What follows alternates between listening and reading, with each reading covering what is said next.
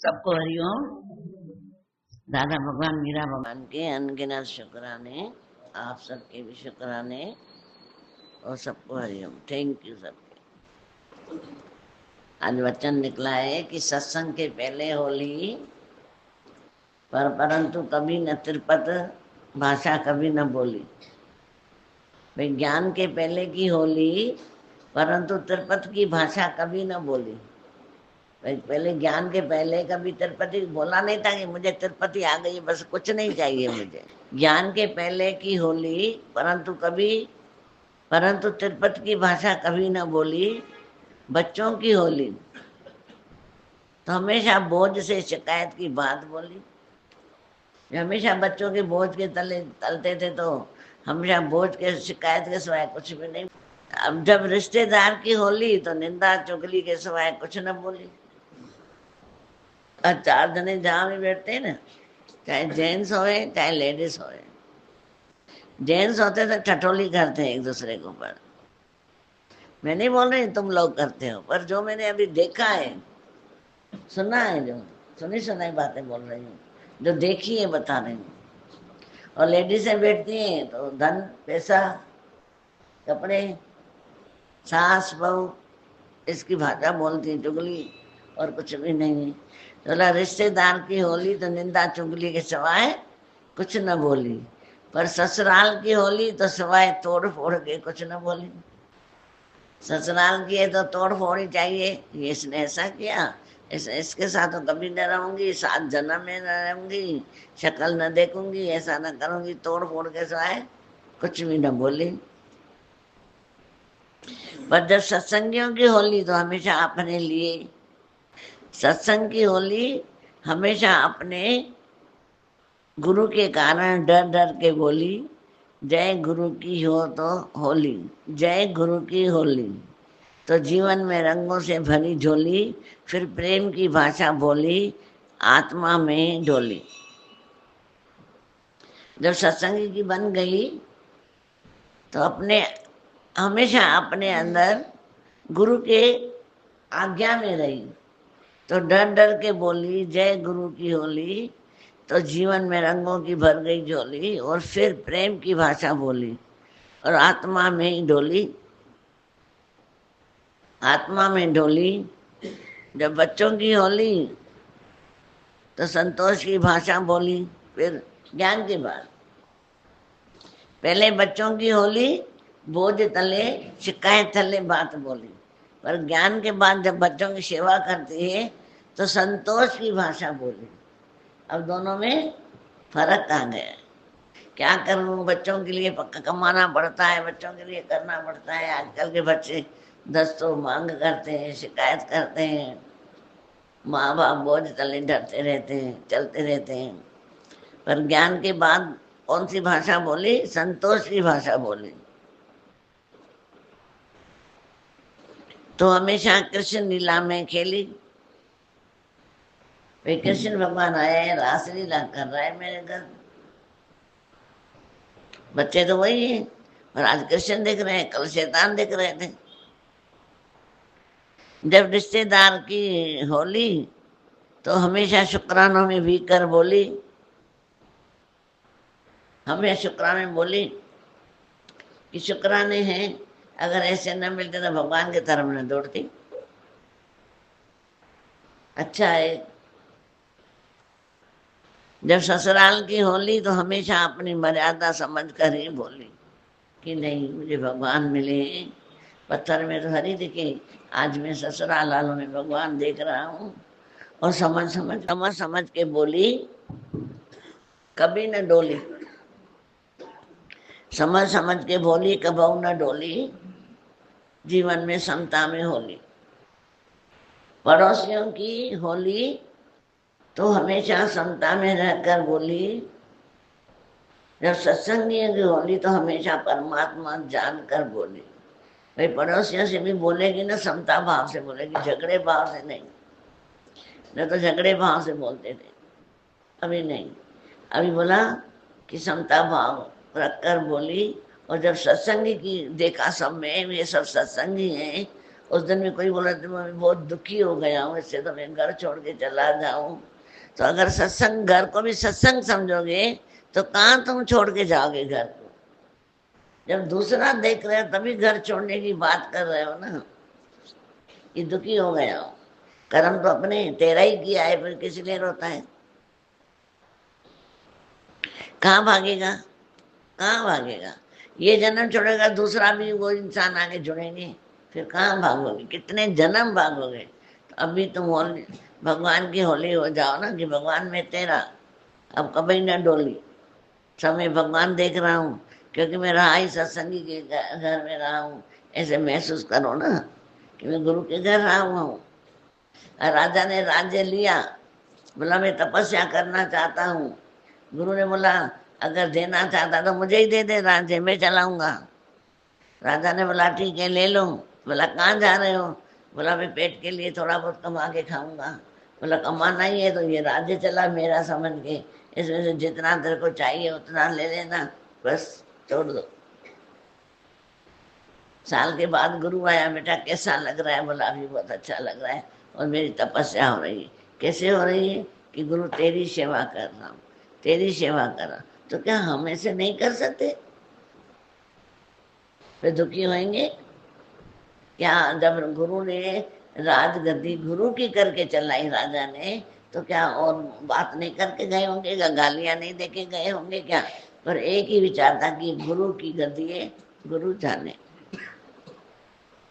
गुरु जाने, पर मैं अपना अच्छा कर्म करूं, बाकी गुरु जाने। इतना समर्पण करके तो देखो, कोई पैदा ही नहीं हुआ है दुखी करने वाला। फिर तो सबके घर में है थोड़ा बहुत, ऐसा नहीं समझना। कृष्ण भगवान के घर में भी था, राम के घर में था, गुरु नानक के घर में था। कोई ऐसा घर है जिसके घर में नहीं है? बाप रोज झगड़ा करता था गुरु नानक से, पेड़ो ऐसा बेटा पैदा हुआ है, दुखी कर दिया है, जो पैसे दे रहा हूँ न जाने कहाँ कर क्या रहा। देखे तो संतों को आता था, इतना दुखी था। कृष्ण का बाप भी दुखी था, सारा दिन मटके तोड़ रहा है, वो तो काम नहीं है इसको, मेरे बेटे को क्या नालायक सुधरेगा। तो कहने का मतलब है कि दुनिया में हालतें नहीं आती तो हम भी भगवान के नहीं होते, अहंकार में सुखों में फंस जाते। ये भगवान एक चाल चली है, पर जो समझने वाले समझ गए, ना समझे तो अनारी। बात तो इतनी सी है, ज्यादा तो है नहीं ना। तभी बोला परंतु सतगुरु, सतगुरु से भी ऊपर कर देखा, इन सब नाम रूपों से अलग करके एक ही रंग आत्मा के रंग में रंग देता है, जिस कारण न किसी से शिकवा न शिकायत रहता है, बस प्यार ही प्यार है। वो होली पर परमात्मा के रंग में रंग जाता है, फिर बोलता है मैं तेरी होली अब मैं हैप्पी करके बोली, मैं तेरी होली अब मैं हैप्पी होके बोली। अब हैप्पी होके बोली ना, मैं तेरी तेरी तेरी, सच्चे बादशाह रखना गरीब जान के, मैं तेरा हूँ, तुझे मैं मिल जाऊं। जब बोलता है मैं तेरी होली, तो अहंकार अपने आप गो हो जाता है, शायद नहीं रहता। कहाँ कहाँ से पॉइंट गुरु ने निकाल के हमारे लिए रखी है। बाहर के अच्छे कपड़े पहनते मैं सुंदर लगूं, पर जब गुणवान बनते हैं तो सुंदर लगते हैं। गुणवान, अच्छा स्वभाव। तभी बोला वैराग वाले बुरुष से और त्याग वाले पेश से दांत साफ करो। माना मुख में वैराग होवे और त्याग भाव होवे, बोलना नहीं है, अंदर में त्रिपद आ जाएंगे तो मुख में ही हमारे आता है। ये थोड़ी नहीं मिला है मुझे अभी, मैं पहली बार देख रही हूँ। ये कहाँ से लेके आई है? अरे कहाँ से भी लेके आई है? तेरा की उसके हिस्से का है, उसके पास मिल गया है। नहीं होगा तुम क्या करोगे? मिल भी गया तो क्या करोगे? सबको पान ध्यान रखोगे, वहां मत रखना, गंदा मत करना, अन्य आसक्ति ज्यादा। तभी बोला है वैराग आना चाहिए, वैराग वाला पुरुष, त्याग वाले पेश।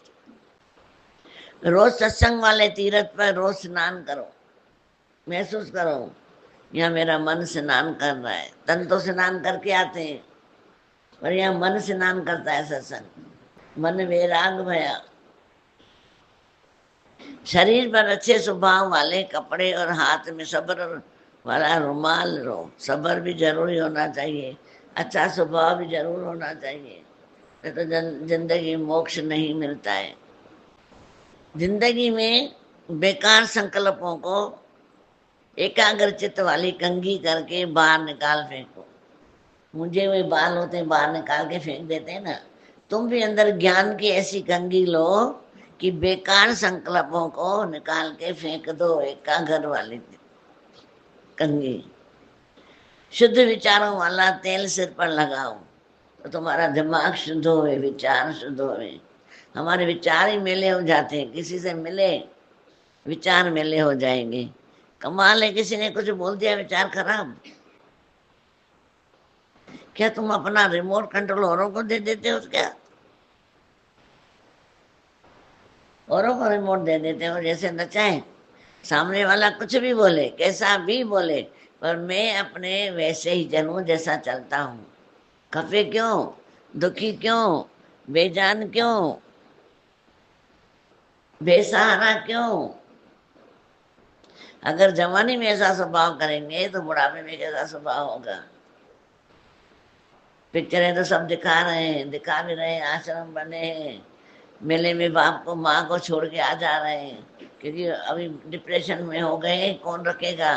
कोई रखना नहीं चाहता डिप्रेशन वालों को। न माँ बाप सुधर रहे हैं, न बच्चे सुधर रहे हैं। माँ बाप भी नहीं सुधर रहे हैं क्योंकि धीरज नहीं आ रहा है, प्यार नहीं आ रहा है, त्याग भावना नहीं है, बच्चों को भी धीरज नहीं है। समता वाला सुरमा आंखों पे लगाओ तो समता दिखे, सब में है ही भगवान। सच्चाई वाली प्रेम रूपी पाउडर लगाओ तो खुशबू आए प्रेम की, प्रेम की खुशबू आए। भाई बात करता है जैसे हीरे मोती गिरते हैं, इतना प्यार है। आत्म ज्ञान वाले आईने में अपने आप को देखो कि वाकई में जो गुरु ने बोला है क्या मैं बना हूं कि नहीं बना हूं। निष्काम की मेहंदी हाथों में लगाएं, भरपूर प्रेम का फर्श हाथ में रखें, पर्स, भरपूर प्रेम का पर्स हाथ में रखें।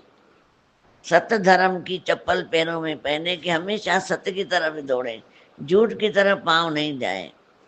गुण गिराक वाली पुस्तक अपने हाथों में रखें, जो मेरे को गुण गिराकी देवे, अज्ञान न देवे। अच्छे संकल्प वाले इत्र की शीशी अपनी जेब में रखें।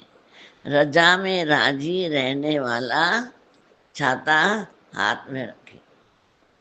भजन गाते हैं ना, रजा ते राजी रह जाए सदाई, गिला शिकायत करे न कजाए। छाता ले लो, बचा लेगा उसका।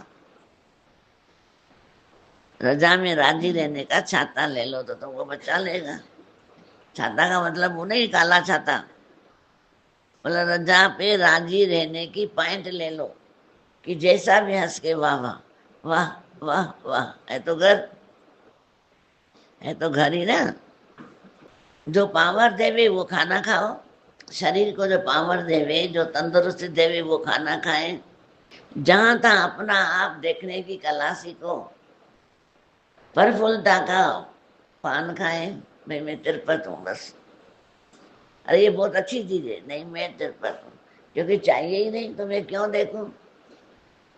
कोई देखे भी मैं ये चीज लेके आया, अच्छी है, हाँ बहुत अच्छी है, अच्छी है। अपने एक दिन लगती है, नहीं मैं क्या करूँगा।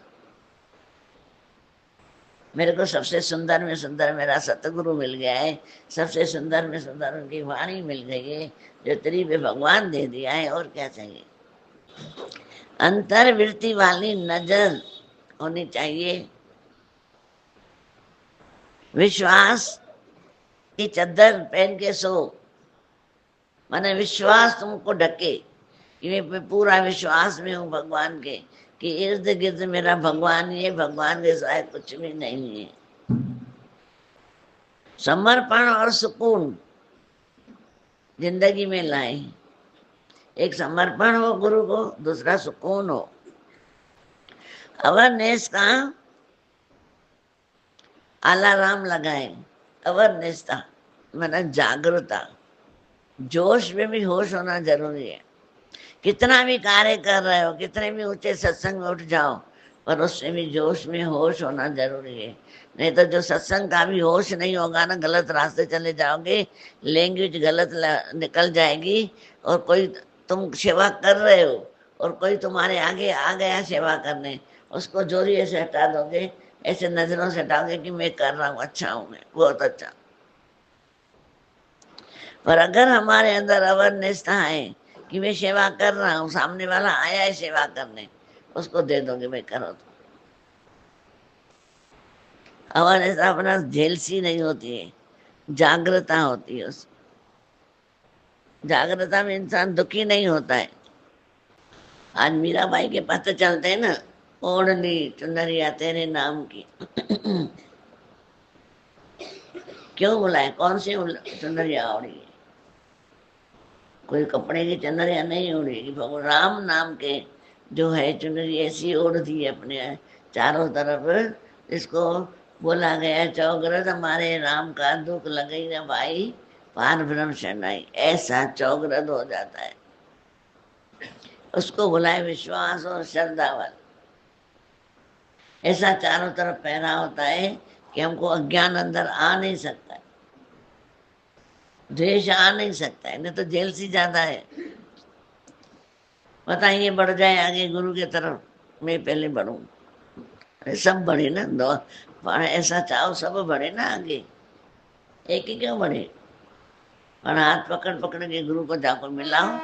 सतगुरु के प्रेम में ऐसे गर्क हो जाए कि जागृत सफल शशोपति, कोई भी अवस्था हमको याद न रहे, दुखी न कर सके। परमात्मा के सतगुरु के प्रेम में ऐसे ऐसे गर्क हो जाए, ऐसे गर्क हो जाए। अब होश कहाँ है जिंदगी में? कौन सा होश? दूसरों की निंदा करने का, रीस करने का और ज्यादा इकट्ठा करने का। बाकी तो सबके पास दो दो चीजें हैं, दो चीजें सेटियों में पड़ी हैं, सब चीजें पड़ी हैं दो दो। नशो ही निरालो चढ़ गयो रे, आनंद भयो रामा आनंद भयो रे। ऐसा गुरु जब मिल जाता है तो हमको ऐसा बना देता है, सबको सबको बना देता है ऐसा। जैसे बोला है भाव अच्छे रखो, पर बोला भाव से भी अच्छा है कर्तव्य। कर्तव्य करो, जो मिला है तुम। गुरु की सेवा का मिला है, पति है पत्नी है, दोनों एक दूसरे से जुड़ के चलो, करते हुए चलो। बच्चे हैं, भगवान समझ के सेवा करो, कृष्ण भगवान आया है।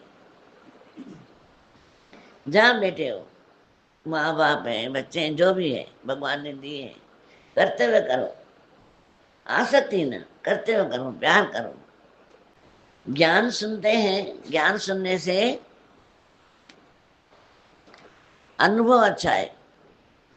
ज्ञान सुनना अच्छा है, पर सुन करके जिसने अनुभव नहीं किया है वो विचलित होगा। अगर ज्ञान सुन के हमने अनुभव किया तो विचलित नहीं होगा, जिंदगी में विचलित कभी भी नहीं होगा। जीवन हमारा आनंद में गुजरेगा। ऐसा न हो हम राह में रह जाएं अधूरे, इश्क की आग में जलना, प्रेम में डूबे रहना। देना क्या है, इसका एक बहुत ही सुंदर जवाब है। माफी देना वो इत्र है जो हर बार एक फूल कुचलने मसलने के बाद देता है। माफी देना क्या होता है? माफी देना मतलब बहुत ही सुंदर जवाब है कि माफी देना एक इत्र जैसा है। इत्र में जब फूल मसले जाते हैं, उसकी रस निकाली जाती है, तभी इत्र बनता है। फूल को चलने मसलने के बाद देता है। कहा जाता है कि एक इत्र बनाने के लिए न जाने कितने फूलों को मसला जाता है, इसके बाद जाकर हमें इत्र की खुशबू देता है। ज्ञान से पहले न तो हमें माफी लेनी आती थी न देनी आती थी। गुरु के सच्चे और अनुभवी वचनों से ने जैसे सोए हुए विवेक को जगाया है और असहाय कराया कि हम सारे दिन में कितनी तो भूलें करते हैं, फिर भी हमें खुद से कितना प्यार है।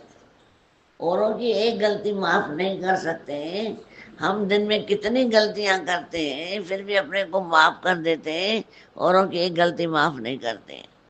अपने जैसा अच्छा किसी को भी समझते ही नहीं है, फिर क्यों नहीं हमें औरों की भूलों को नजरअंदाज करें, उसे भुला दें, माफी दे दें।